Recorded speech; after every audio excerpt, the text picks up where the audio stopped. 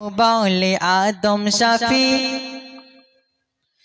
তোমার নামের পাশে আছে কার নাম বসে।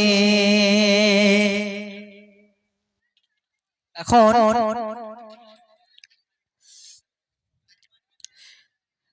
বুঝি না ও প্রভু বলে আদম শাফি তোমার নামের পাশে আছে কার নাম বসে।